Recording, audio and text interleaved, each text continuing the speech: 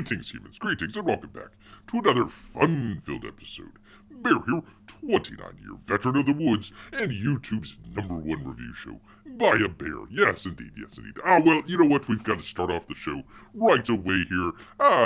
Thanking our brand new overlords. That's right, the Taliban. You gotta thank the head choppers over there as, they make their way across Afghanistan and across the Atlantic, heading over to the United States. There, of course, Biden has fled the capital city, and it's kind of an interesting time out there.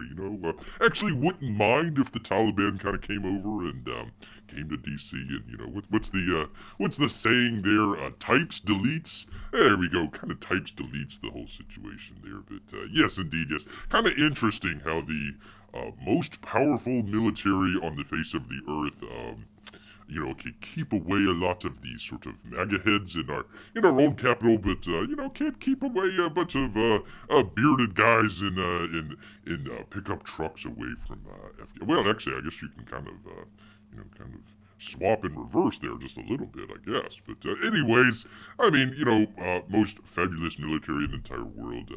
Within a week, pretty much kicked in the you-know-wheres. Yes, indeed. All right, well, enough of that.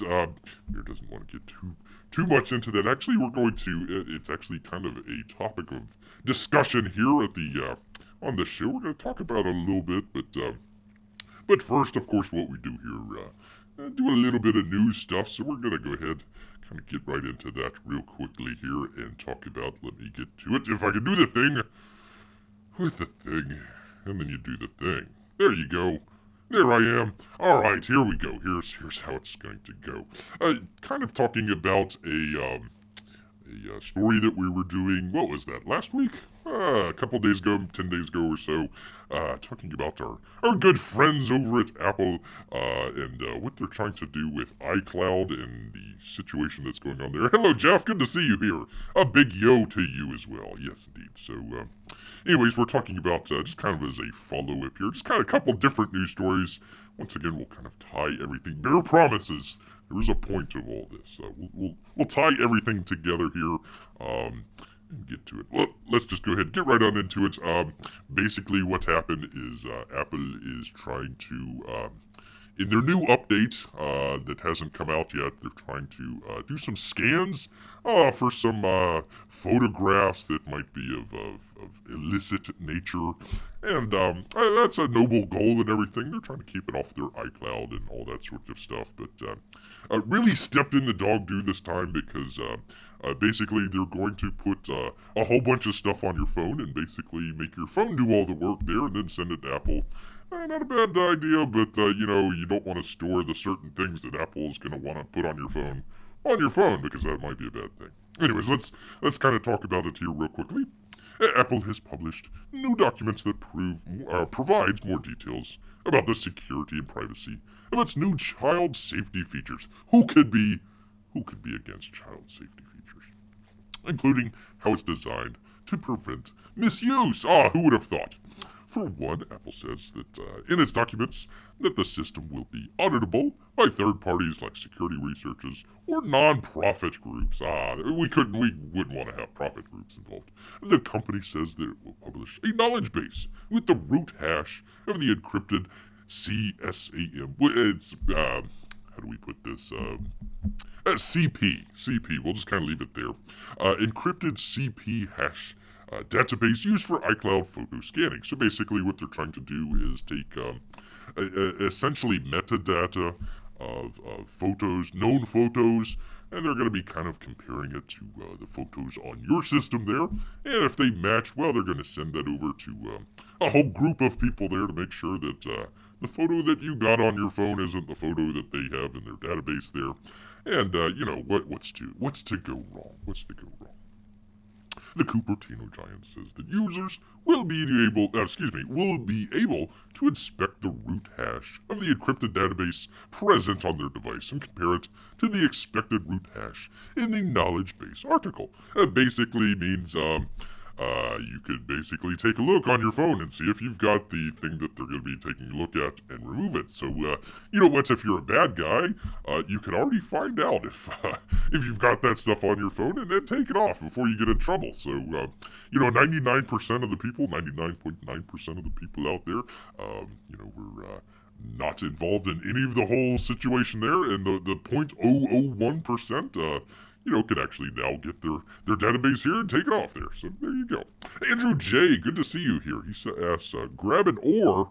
Where are we going? Well, we're going to, bear promises we are going to get there, Andrew J. Just sit tight, we're going to get there, I promise. All right, let's see. Just going through this. This approach enables third-party technical audits. An auditor can confirm that any given root hash of the encrypted blah, blah, blah, blah, blah, blah. So basically what they're trying to do is say, oh, it's not us now. We're going to send out your photos to a third party to go check it out and all that stuff. So now, not only is, the nasty stuff on your phone, and if they think that it's the nasty stuff, they're going to send it to Apple. Well, also Apple is going to send it to their friends as well to see if that is in there as well. So once again, Apple is, completely stepped in it here, and essentially, we are going to talk about ComicsGate stuff. I do promise you about that. But you kind of see this giant corporation here, and not really listening to the customers and people that are buying their phones and everything. Essentially, I don't know if it. Oh shoot, I don't have it on here, but basically they're getting excoriated in the comments. Look at this, 50 comments. Usually, this is called Apple Insider.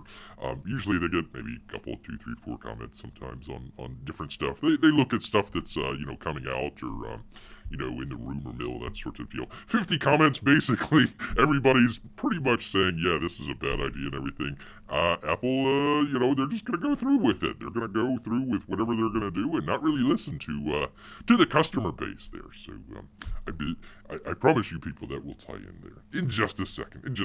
But actually, continuing on, because we've got to be able to trust. We've got to be able to trust these companies, right? I mean, it's not like we can come in and be critical or they wouldn't lie to us. I mean, gosh, they would never lie to us, right? Anyways, major fact-checking website admits to plagiarizing articles during partnership with Facebook. That's right. David Nicholson claimed. By the way, go look up David Nicholson. That's a very interesting fellow there. Claimed ignorance of journalistic norms while admitting elsewhere that he was plagiarizing. Basically, he was lifting articles from one place and claiming it as his own. A bombshell report in BuzzFeed. BuzzFeed, I don't know, but whatever.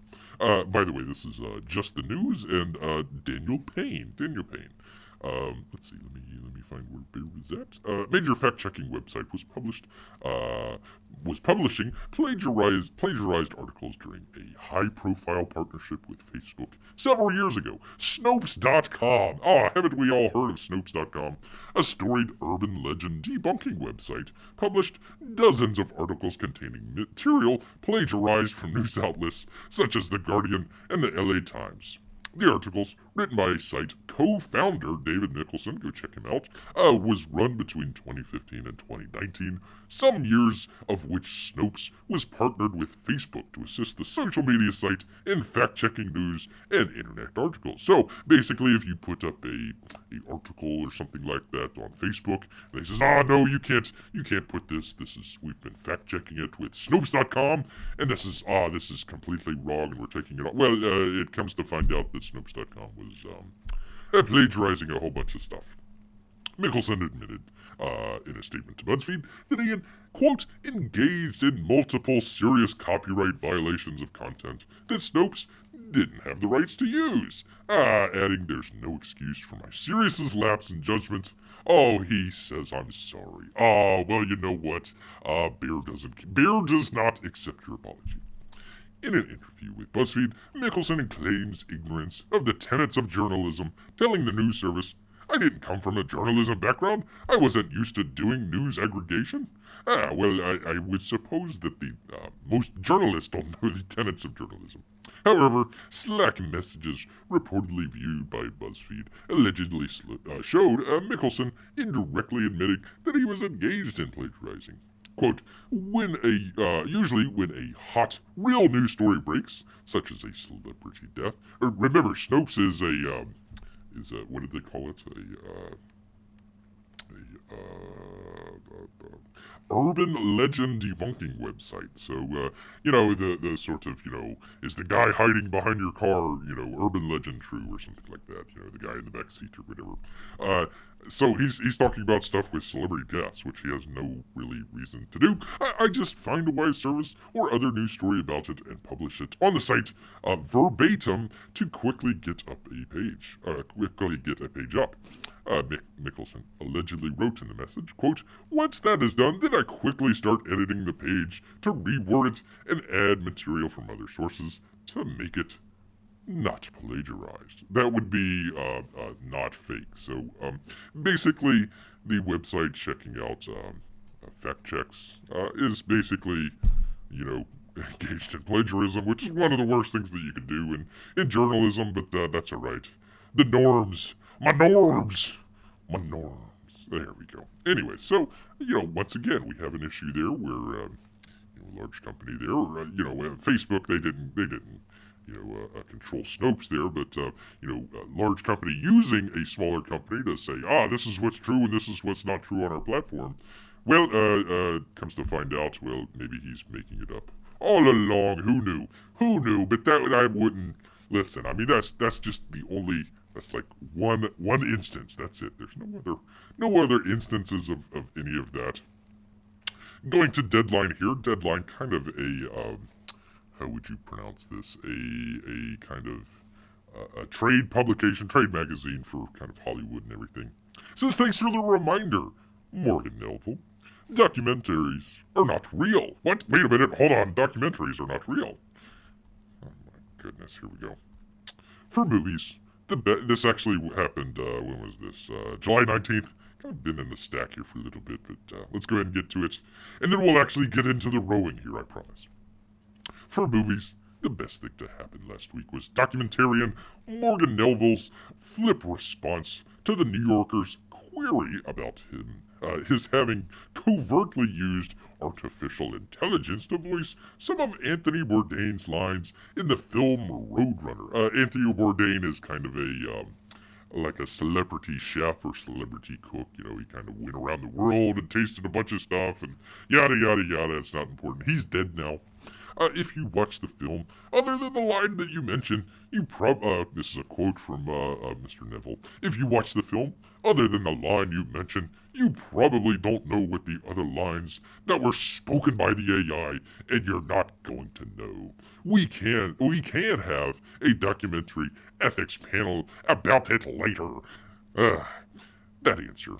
Especially the sassy seconds. Oh, a sassy. Oh, he's so sassy. Sassy sass. That answer, especially the sassy second sentence, provoked outrage among peers with a stricter view of authenticity in non-fiction films. I mean, because, what would be the point? Because, if you wanted to make a fiction film, just go make a fiction film. It's not that hard. Not that hard. Yeah, but, they got the sass on them, I tell you what.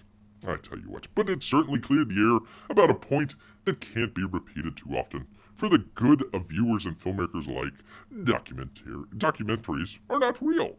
They're a mere reflection of reality, subject to all kinds of the tricks, techniques, and sleight of hand that directors and producers may or may not bring to bear. Wait, what? Why are you blaming bears here? Bear had nothing to do with this. He literally had nothing to do with this. Watching a well-crafted documentary, it's easy to be consumed by an overwhelming sense of having witnessed the truth. It's all right there, right before your eyes and ears, beyond dispute. The camera doesn't lie. Just so. Why is he say? I hate this. Just so. Who says just so? I don't know.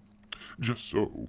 I can remember seeing hundreds of sophisticated Hollywood players swept into a near frenzy of belief at a 2004 premiere screening of the anti-George Bush quote-unquote documentary, Fahrenheit 9/11.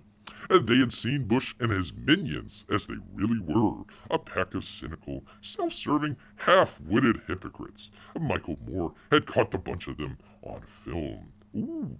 But sadly, after years in the news business and almost a decade inside the studio walls, I was struck with the glum realization that this crowd, if any, should have known better. Ah, man, I tell you. You kind of get to the point where you're like, ah, man, these people are kind of all elite, kind of stuck up people. No, actually, the elite, are stuck up amongst themselves there, so I don't know. Anyways.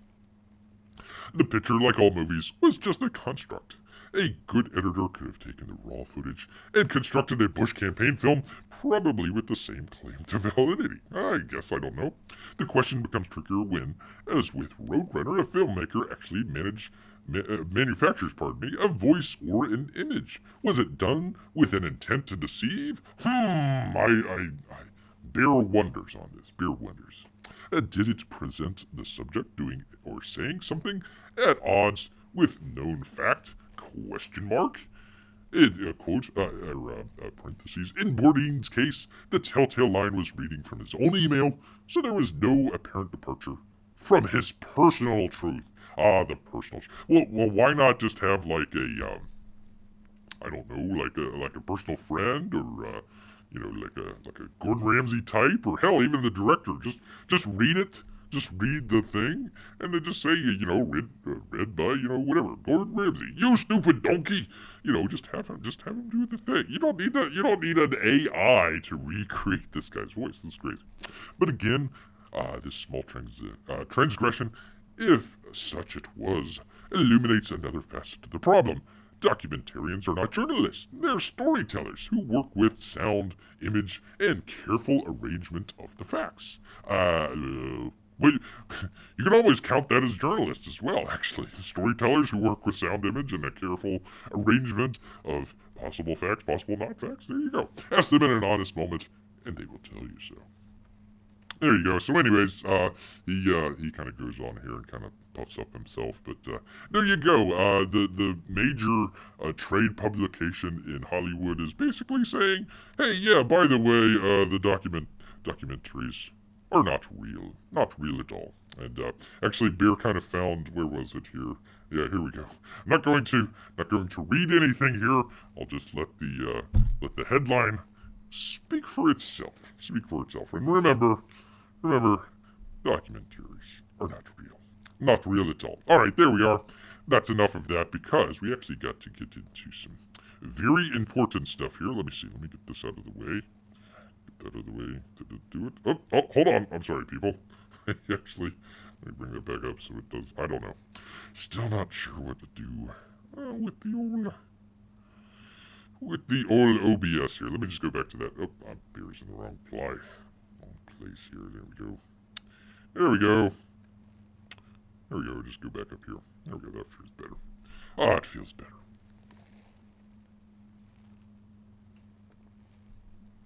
There we go. All right, so grabbing an oar, kind of a classic line from one of the greats here, John Malin. Always basically telling people, hey, don't try to, do. Well, you want to do your own thing, but you want to kind of go in line with everybody else. Not necessarily that you're falling in line or anything like that, but you gotta pick up the slack, as it were. Pick up the slack. Don't always kind of wait for somebody else to kind of come along and do the business. You're kind of pining for somebody else to solve the problem. No, grab an oar. Go help out. Go try to solve a little bit of the problem. So one of the things that Bear's kind of dealing with. We start off here. We kind of talk about some of the different news topics of the day. Sometimes they're fun. Sometimes they're a little bit more serious. Talking about Apple and CP and all that sort of situation there. You probably don't want to have that necessarily on a comic book channel there. But you know what? We try to at least inform just a little bit there. Again, this isn't a current events channel or anything like that. Not a political channel or anything like that either. It's been one of the things Bear's kind of thought here recently. Okay, maybe do a second channel. Maybe just do that with current events or Bear was actually going to say pop culture. Actually, kind of a lot of the stuff that we're doing here. If you think about it, a lot of the stuff, you got your Marvel or your Disney or whichever, those would technically be pop culture. Actually, what we're doing here is kind of what would you call this? Unpopular culture, maybe? I'm not sure, but anyway, something along those lines there. We're talking about a little bit what we're doing here, kind of as a difference of what was going on in the larger world a little bit. Kind of going back to the Apple situation, comparing some of the ComicsGate creators. If you've got a problem or, a book's dinged or, hey, you see something in the campaign and maybe you'd want to maybe do something a little bit different. Maybe, I don't know, have something on if there's a bookmark stretch goal, maybe have something on the back of the bookmark as well. Maybe just not have it one side or something like that. Just as an example. So you have these creators out there that actually listen to that stuff, and you kind of compare that stuff with the Apple stuff, where you get all the people in the forums and all this stuff. No, Apple, don't do this. Don't do this. This is a terrible idea. And Apple says, no, you bunch of morons. You just don't understand what great things we're doing here. So we're gonna go ahead and do the same thing anyways, and just kind of plow over you. So it's kind of the difference there. So there is kind of a nexus, I guess you could say, between the straight artistic, just straight artwork, that sort of deal, when you're talking about comics and ComicsGate, and actually the more sort of, how would you kind of describe this? A little bit more of the social aspect of it. I was going to say political, but I don't want to say political because a lot of times people kind of take that as you're trying to promote either like a party or a candidate, or maybe you're trying to promote a policy of some reason. No, we're not trying to do that. There's actually kind of a wide berth in ComicsGate of different people on different sides of the aisle, if you will. Actually, a lot of people from different countries, so they might kind of come in and say, we don't really know much of anything about American politics. And same way with, for example, politics in the UK or Canada or, in Asia or something like that. A lot of people here in the United States might not know a whole lot about that. So you don't want to take it down to very specific things. You don't want to take it down to very specific, we need to come out and, be against, Senate Bill 27 or whatever the heck is going on. That's kind of not where it's coming from, but at the same time, when the ComicsGate started, it actually started as a little bit of a sort of movement as well. We had a little bit there where a lot of either coming from like your boy Zach kind of side, people that were outside of the industry looking in, making comments saying, hey, we don't like the direction of this. We don't like the way that you're pushing your own politics in the comics. We don't need any of that. Or they're really pushing an agenda or something like that. They're making Superman a woman or something like that, or whatever the case may be. What was the latest one? They were turning Robin gay or something like that. I mean, whatever. So a lot of that started out as a reaction to what was going on in just basically the entertainment realm as a whole. Talking a little bit about that, and at the same time, on the flip side of things, on the sort of professional side of things, you had you go down the list. Uncle Lee, John Malin, Mike Miller. You take your pick out of there of the artists that were in a kind of situation, whether it would have been a political belief or a religious belief or just generally being ornery or something like that and not getting along. A lot of the stuff they were what we like to call the cancel culture. Bear doesn't like to normally use that. It's we'll get into it in just a second. It's a little bit more. Bear's kind of coming up to the term of corporate culture rather than cancel culture, but that's part of the zeitgeist. So a little bit of the ComicsGate realm actually started out in the movement of the anti-cancel culture, where they were talking about no, if you have a belief, let's just say you had gay Robin. Let's just say you had gay Robin. and you had him out there. Well, maybe you have an artist that might say, hey, this is against my religious beliefs. I might not want to do this, or maybe could you put me on another project or something like that. Well, now all of a sudden they are, in Mike's case, blacklisted or just, canceled generally. Had nothing to do with their talent or anything like that, just had to do with their belief system. So you had kind of that two nexus at the same time kind of coming together in this sort of anti-cancel culture movement, as it were. And you had, a lot of more things as well. It was, especially with your boy Zach, it wasn't, hey, don't buy these comics. It says, hey, I've got a different idea. Let me make my own comic and try and, make a go of it here. So, it was kind of the difference between a boycott and a boycott. So, more or less, a lot of the ComicsGate people are like saying, okay, hey, I like this. I like, let's just say, Mike Miller's Lone Star as a Captain America example. Hey, I like his Captain America rather than the real Captain America, as it were. So, you had that where you had kind of a choice between the two, and you actually had a free market in there. You actually had, hey, let me be able to choose between a really good artist with a really good story or a somewhat average artist with a forced message that they're forcing down on people rather than, hey, the people want this and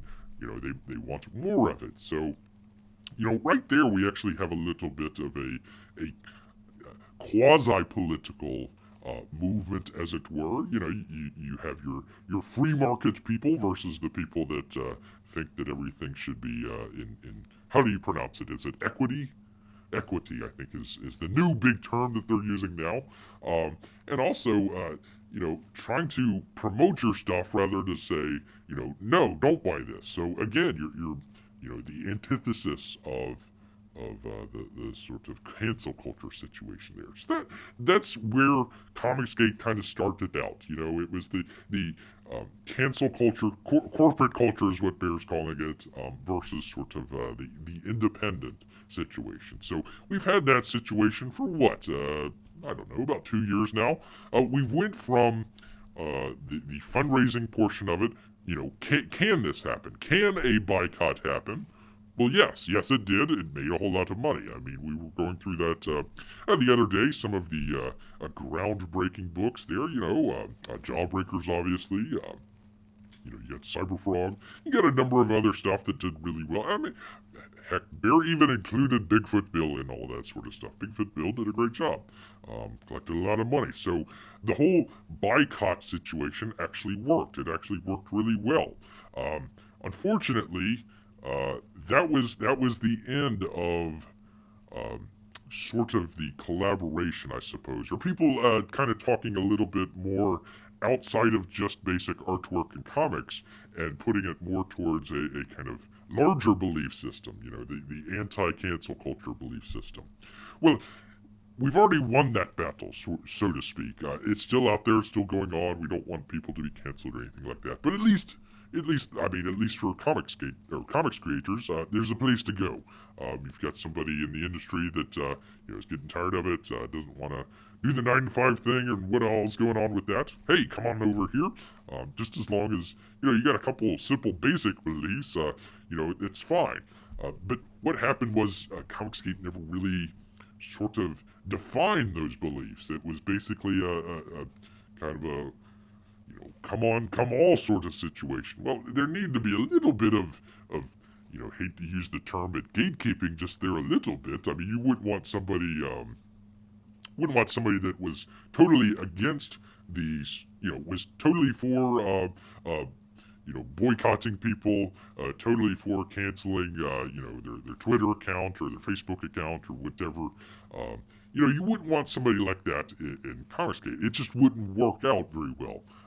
But at the same time, there was never really any sort of, and Bear's not we're not not creating the 10 commandments here of ComicsGate or anything like that, but just a couple kind of basic points I think that ComicsGate can kind of latch on, or has already latched onto, I guess, without really knowing about it, and maybe promoting that a little bit more and saying, okay, this is what we're about, rather than this is what we're against. So Bear kind of came up with like 3 different things here. The first one was the anti-cancel culture, anti-corporate culture, as it were. You know, a lot of this, again, we kind of go back to the Apple thing. Where you get a little bit more interaction between, it's easier to talk to somebody kind of person to person, or, rather than trying to go, okay, let me talk to the call center to go to the next person. And there's like 3 or 4 layers, because, you got to have the 3 or 4 layers there just to be able to kind of finally get to the right answer. But at the same time, the companies, we want to keep all these people out, so they quit bothering us and all this other stuff. So, yeah, there's a little bit of stuff that I think ComicsGate can kind of latch onto just a little bit more. Some more of the not necessarily social issues, but just issues generally that I think people, again, across either political lines or just even generally ideological lines, I pretty much I think most of the people can kind of come together around, whether you voted for Trump, or whether, like Bear, you voted for Biden multiple times there. I gotta get rid of that pesky second amendment there. So anyways, came up with anti-cancel culture. That would be the first one there. The next one is kind of very simple. It's meritocracy.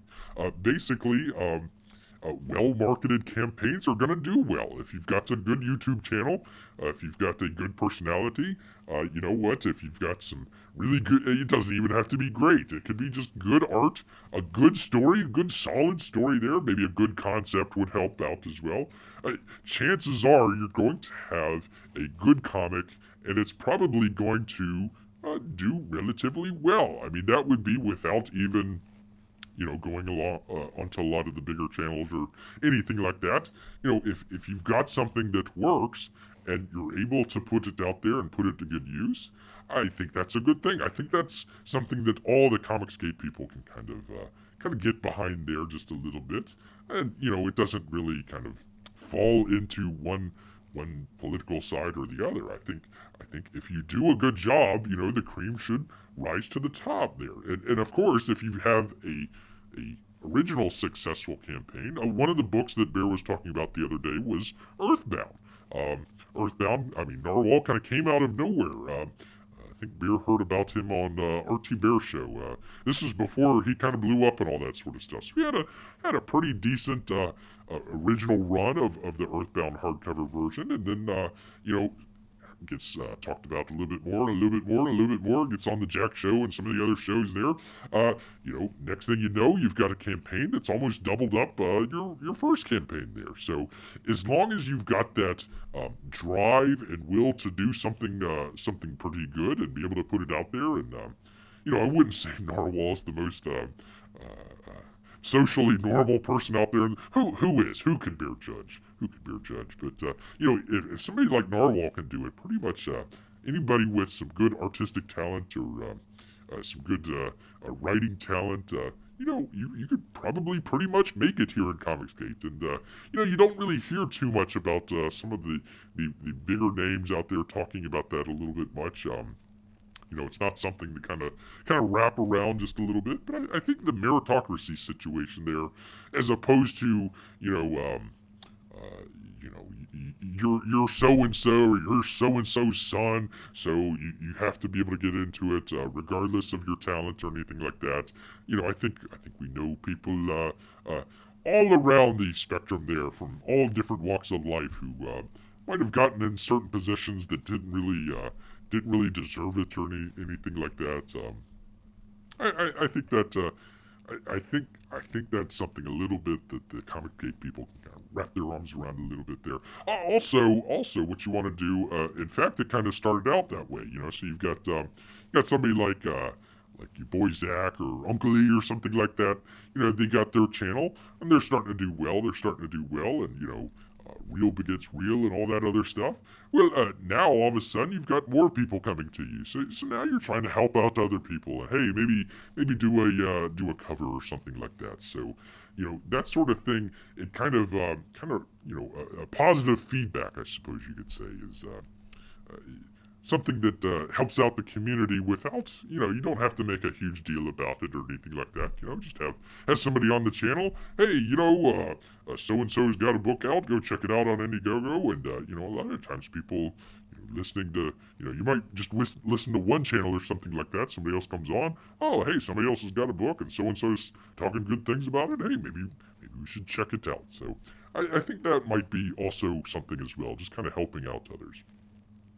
The third thing that Bear kind of came up with is, again, it's something more intrinsic with ComicsGate than people realize, but they don't really even, or if they talk about it, it's kind of just in general terms. Bear would actually like to see it a little bit more. He's talking about entrepreneurship. Basically, everybody that we are talking about in ComicsGate is either a what we would call a sole proprietor, a kind of a single person business person, maybe two people or something like that. If you've got a writer or an artist or something like that, or maybe you've got an editor or something like that. But it's a pretty small group of people that you're dealing with. So you've got small business compared to, you talk about what would it be? Disney that owns Marvel, or DC is owned by. Are they still owned by AT&T, or did they get sold off? I think they got sold off, but either case. Black Mamba says hello. Good to see you there. But the books are late. Well, again, I think it's not a well-oiled machine or anything. A lot of the people coming into this have never done anything like this before. So, they might be really good at art, or they might be really good at coming up with the story or something like that. But fulfillment is kind of something that is completely foreign to them. So, yeah, sure, books are late, of course, and of course, artists should, put in a little padding and stuff like that. Bear would say one thing, just real quickly. 2020 was a very weird year, especially with people getting stuff printed over in China and whatnot, and especially now we've got a lot of the back order situation there. So, Bear would kind of give a little bit of leeway just in the year 2020. There's a couple books that Bear's still waiting on, but given a little bit of leeway there, I wouldn't go pulling our hair out on that. So, ComicsGate is small. But you know what? They started out small and is getting bigger and bigger. So again, kind of the theme of this is the sort of lost momentum a little bit of ComicsGate.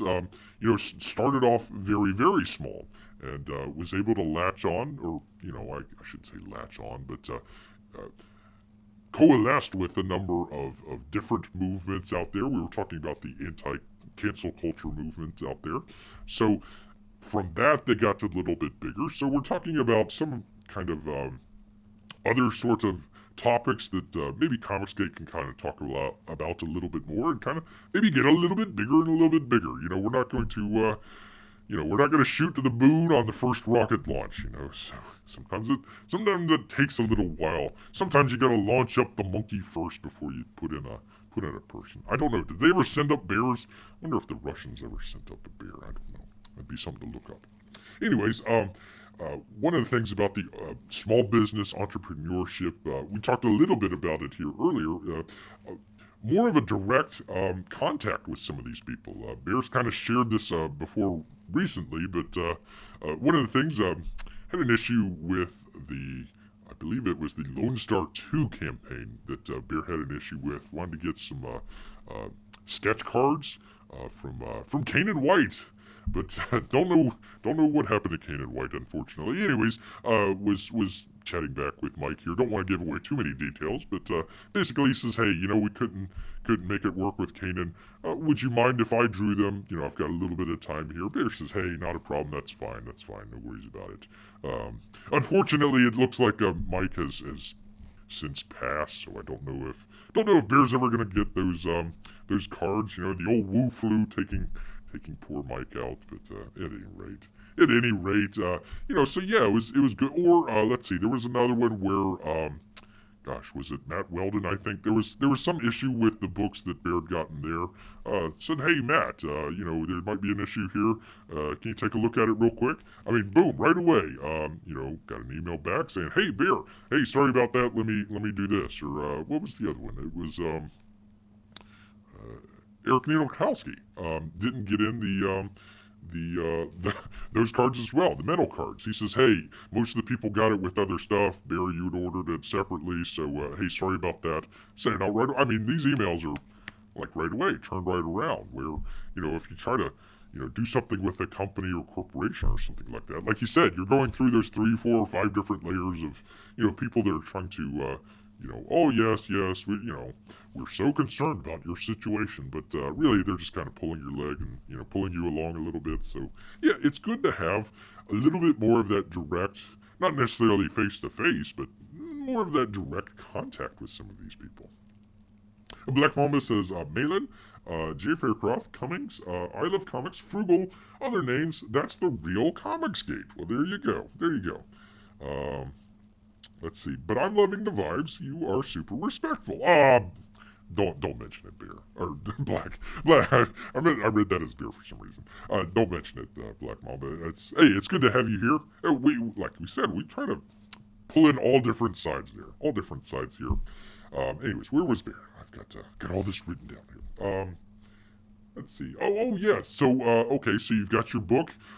Maybe it's from a new artist. Maybe it's from, one of these more established artists out there, and he's got a second book or a third book or something like that. Well, that success right there actually kind of, has an add-on effect. So maybe, I'm just using this as an example. Maybe Uncle E is going to go do a third book, and he wants to bring in some of the different people. So he might bring in, I'm just gonna, a Narwhal cover or a Fragaboom cover or hey, a Gary Shipman cover or something like that to, help out some of the different people there as well. So success from one comic skater actually kind of produces success for other people as well, and also they're hiring different people within the community. Eric Weathers. Eric Letters too much is a good example. Which projects hasn't he lettered here? So Eric is pretty busy. You've got other people as well, colorists or writers, or maybe just people that are proofreading and stuff like that. So that sort of thing kind of breeds success on its own there. So that's another success story out of ComicsGate that I think should be a little bit more kind of promoted there. Hey, not only are you helping me out, you're helping out the whole community here as well, and that's gonna just do nothing but bring great things here in the future. Yes, indeed. And kind of the final thing, it's not a not really something to kind of hang your hat on or anything like that, but it's something that Bear kind of wishes that there was a little bit more talk of. It's one of these topics that's really kind of dry and boring, and I think a lot of the artists kind of shy away from it, but just basically kind of managing your finances during a campaign. It's kind of hard, especially if it's kind of your first time doing this stuff. Maybe you're coming from an organization or company that all you had to do was do the artwork. You didn't really have to worry about the lettering, or you didn't have to worry about the coloring, or hell, you didn't even have to worry about paying the bills and all that sort of stuff. Well, now you're into it, up to your neck, as it were. So it's a little bit more of kind of an arcane topic there, but as opposed to, let's just talk about Marvel or DC or something like that, where they're just losing money left over right. They're, putting up artists or putting up writers that really are not very good, putting them out there, and they're losing a whole bunch of money, but you know what?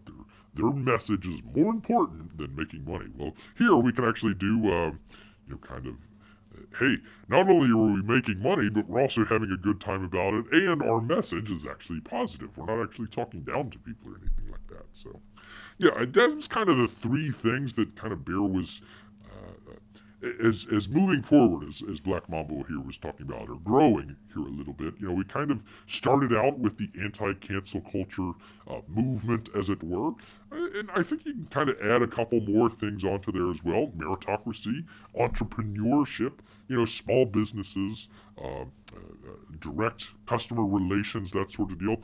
That's something that ComicsGate should really be out in front of, on point with here, and using that in the repertoire. It's nice to have. It's nice to have some of the jokey, fun stuff out there. What was the thing? Bear didn't really understand it. I don't think he was around or didn't catch the video, but they were doing the monocles for Somalia. 2020 vision for 2021 or something like that. It's a nice kind of fun haha thing, but it's a little bit more kind of as a side joke thing rather than an actual hey, here's a platform, this is something we need to stick our feather, or a feather in our cap, so to say. You need something a little bit more than just kind of a goofy sort of situation there. You need something, as Bear would say, a little bit more meat on the bones, as it were. So, anyways, those are kind of a couple things that Bear kind of thought about. I don't know if there's any other thoughts out there in the wider audience there, but hey, if you do got, or if you're not, if you're watching this on delay or watching this after the fact, hey, leave something down there in the comments section. Maybe you've got a couple other ideas there as well. We're trying to keep it away from Trump, Biden, or some sort of political situation.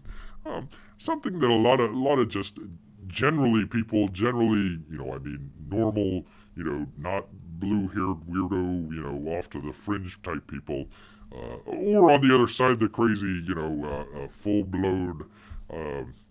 How would you call this? The sort of MAGA head sort of situation. Not that there's anything wrong with the people. You just try not to infuse politics into everything. You want to be able to talk about it, and that's what we do here. We have a couple fun stories at the very beginning, but try and tie it in a little bit with the comics and all that sort of situation. It's not always this serious on the channel. We usually just do reviews or box opens and other stuff like that. But yeah, just trying to find a way of talking about some of this stuff without getting too far into the weeds. And at the same time, not just don't want to do a total separate, just totally political channel. I think that would be really boring and just not very fun. This is fun. The other stuff not very fun. So. All right, let's see. Let's go back to the chat here. Let's see. Black Mama, Black Mama, Black Mama. Yes, indeed. Yes, indeed. There we go. All right. So, let me see. Did I have anything else here? I did have this other article. Actually, one of the things, let me just kind of jump to it real quick here, since we were talking about different news stories. Let's see. There it is. So, one of the things Bear was just originally going to talk about was kind of pick back up with, we did a show not too long ago about what you could say and what you couldn't say on YouTube as far as the whole Wu Flu situation here. So, had this other story, not going to really read into it or anything like that, but they're talking about basically proof of citizenship, proof of vaccination status, as it were. So, again, we're trying not to get too into the current event stuff, but at the same time be able to talk about it, but not make it boring or try to make it a little bit more germane to what the channel is here and what we're talking about. So, at any rate, I think that's pretty much it for Bear here. Would have normally did the video here, but just didn't have enough time to set it up. Didn't really have too much to show. We did the 499 book the other day. Very good book. Also, POD. If you haven't checked out, Beard reposted the rebox opening, I suppose, of the Gary Shipman swag out there. A lot of stuff that he put into that box. I tell you what, a number of different cards and bookmarks and all that stuff. If you haven't checked out Gary Shipman's either channel or the Titan comic on Indiegogo, check that out here. You will not be disappointed with all the stretch goals that you get in the indie package. We did that the other day. a couple other books as well. Starblades and a couple other stuff there as well. So I might get back into the reviews. Kind of did a very quick review of Starblades and Titan. May try to think about getting back into the reviews. Although I tell you what, it took Bear probably about 10 days to about 2 weeks to do a review, the older reviews that Bear was doing. So it kind of took a while. That's why Bear was kind of doing some of the live stuff here. So actually, you know what? Doing the shows actually takes a lot of time as well. Bear actually had a whole, let me get off of this. I'm not talking about this. Had a whole bunch of other stuff to talk about, kind of broomed it, and kind of wanted to discuss a little bit more of the sort of I don't know, not necessarily political stuff, but more cultural stuff, I suppose, as far as where kind of ComicsGate can kind of move forward with. You know, we started with the cancel culture, great, terrific, you know, boycott, not boycott, but again, kind of moving a little bit forward there. Bear offered a couple of suggestions there, and maybe you've got a couple as well there. So make sure you leave those in the comment section. Bear will read them. You know what? One of the things, Bear doesn't get that many comments, but every once in a while, I think maybe we'll, on one of these live shows, maybe kind of read out some of the comments, and Bear can kind of respond to that as well if you've got a kind of a very detailed comment for Bear. He does appreciate it. All right. So, Black Mamba changed his icon very quickly. That's pretty funny. All right. Well, once again, do thank everybody for coming out and checking out the channel. We do this every Wednesday and Saturday evening, usually right around 8 o'clock or so. Tried a different time the other day. It wasn't really that popular, so maybe sticking with the 8 o'clock time period here. So, do appreciate everybody stopping by, talking to Black Mamba, Andrew J, of course, and we can't forget Jeff Potts. Or anybody else, any of the other lookers out there as well. Do appreciate you guys. Even if you don't make a comment, hopefully you've given Bear that thumbs up. Does appreciate that. All right, well, once again, everybody, thanks for stopping by. Do appreciate it. Hope you guys have a great rest of your weekend. But you know what? Bear's getting a little bit hungry here, so he's going to head back into the woods. So until next time, people, grrrrr.